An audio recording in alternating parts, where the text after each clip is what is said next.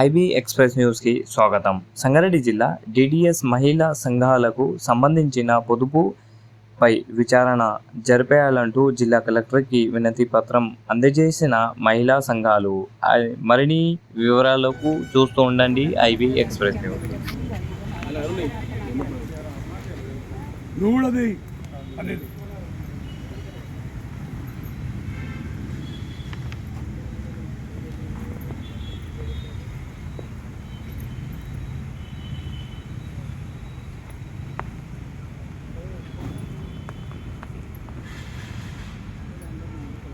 నేను కనీసం 45 ఏళ్ల కింద ప్రారంభించిన.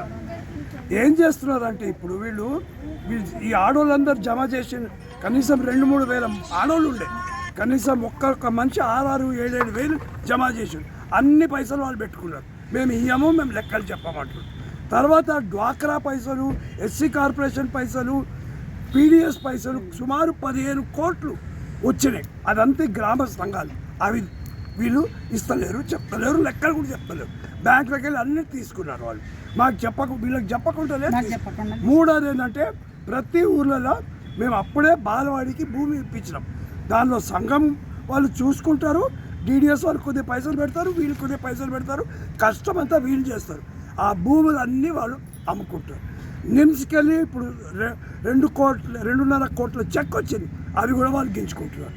ఇది అన్యాయం. మేము కలెక్టర్ని కలిసినాం, ఎంక్వైరీ చేస్తే అలా అడిగినాం. ఆమె ఎంక్వైరీ చేస్తా అన్నది. ఈ ఎంక్వైరీలో మేము అందరం చూస్తాం. ఈ ఊరోళ్లకు న్యాయం చేయాలనేది ఎంత కావాలంటే కూడా మేము పోరాడతాం. 10 ఏళ్ళ నుంచి నడుస్తుంది. నేను కార్యకర్తగా పనిచేసిన 100 మందితో సంఘం చేసిన ఆడపిల్లలతో రాత్రికి సంఘాలు పెట్టి మీటింగ్లు పెట్టి నెలకు 30 రూపాయలు అట్లా కట్టుకొని జమలు చేసి ఆఫీస్లో కట్టినాము. మళ్ళీ తర్వాత మాకు పీడిఎస్ పైసలు వచ్చినాయి, డాకర్ గ్రూప్ పైసలు వచ్చినాయి.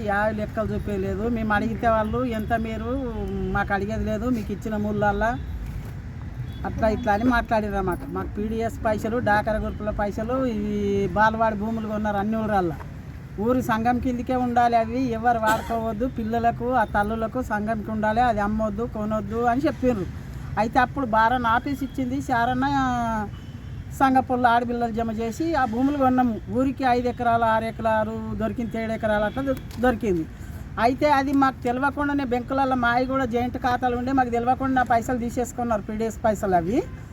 మళ్ళీ ఈ భూములవి కూడా కార్యకర్తలకు తెలియకుండానే కార్యకర్తది ఆఫీస్లో ఎవరిదన్నా ఒక మనిషి పనిచేస్తున్నది జాయింట్ ఖాతాలు భూములు ఉండే రిజిస్ట్రేషన్లు, వాళ్ళకి తెలియకుండానే వాళ్ళు రిజిస్ట్రేషన్లు చేసుకున్నారు. నేను ఒక్క విధానం భూమి మాకు కావాలి, బాలవాడి భూమి, బాలవాడి పిల్లలకు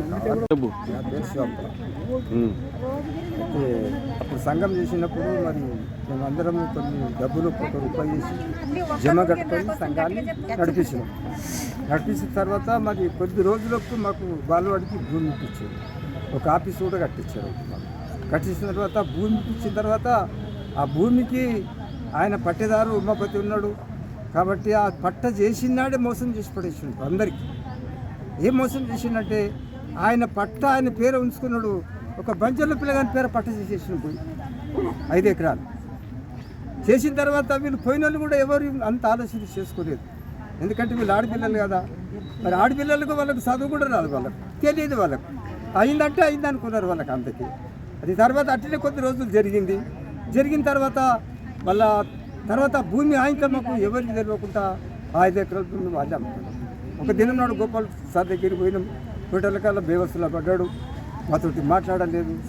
ఆ భూమి సత్యసారు ఆ భూమి అయిపోయిందయ్యా మీకు రాదు అన్నాడు. మేము అంతకీ సపోర్ట్ పట్టుకుంటున్నాం. నా పేరు రాజు, మా ఊరు శంషేదీన్పూర్, రాయకోడ్ మండల్. మేము ఆ సంఘములో మేము 2 రూపాయలు 3 రూపాయలు 5 రూపాయలు 6 రూపాయలు ఇట్లా 10 రూపాయలు 50 రూపాయల దాకా జమ చేసుకొని కొంత భూమి 4 ఎకరాల భూమి కొన్నాం.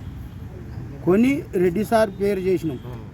రెడ్డి సార్ ఏం చేసిండు, నేను ఇళ్ళకెళ్ళి వెళ్ళిపోతున్నా అని సతీష్ సార్కి చేసిండు. సంఘం నుంచి సతీష్ సార్ ఏం చేసిండు, ఆయన ఒక ఆయనకు అమ్మేసి మా డబ్బులు ఆ భూమి పైసలు ఆడుకున్నాం. ఇప్పుడు ఆ భూమికి వచ్చేయమంటారు, భూమి నాది, నీ ఓడ ఇళ్ళకి రానికి అని ఇనేయ కొనుక్కున్న ఆయన వచ్చి నాకు ఇలా నువ్వు మాట్లాడేది ఏమి విషయం లేదు, నువ్వు ఆవలికి వెళ్ళిపో అని చెప్పిండు. చెప్తే నేను ఈ ఆడపిల్లలో పోయేమన్నా చూడుండమ్మ, మరి మన పైసలు పెట్టి భూమి కొంటుంది, మరి ఏం చేస్తారు, ఎట్లా చేస్తారు అంటే వీళ్ళు వచ్చేటాళ్ళకి ఆయన వెళ్ళిపోయింది.